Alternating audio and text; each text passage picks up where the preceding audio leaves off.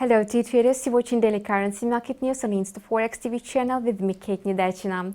The Eurozone PMIs published today revealed better than expected business growth in August. According to the flash estimate from Market Economics, the composite Eurozone PMI rose to 54.1 points in August from 53.9 points in July. So Eurozone business growth unexpectedly accelerated this month. The median forecast of analysts pulled by Bloomberg had suggested a modest dip to 53.7 points.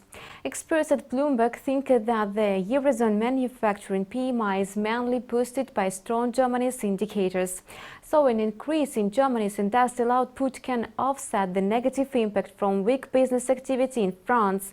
The preliminary German services PMI dropped to 53.6 points in August from 53.8 in July, which is lower than consensus for 53.7.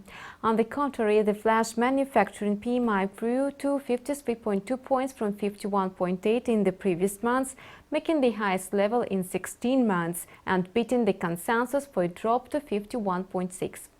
Business activity in France's service and manufacturing sectors fell in August to 51.8 and 48.6 points, respectively. Analysts had expected these indicators to come in at 52 and 49.7 points. In the session today, the single European currency is gaining ground after the spike yesterday. It was triggered by returning the founding currency under the carry trade strategy as investors were selling off risky assets. The US dollar lost some of its gains on Thursday as investors have lowered their expectations of the key interest rate hike at the US Fed meeting in September. Roy Teo, an analyst at ABN AMRO Group NV based in Singapore, notes that the euro could receive support from muted expectations of the key interest rate hike by the US Fed in September, as well as from investors closing short positions on the euro. However, there are other reasons of the rally of the main currency pair.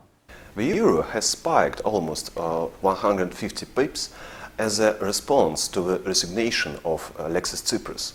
The market considers this event to be a resolution of the debt tension in Europe.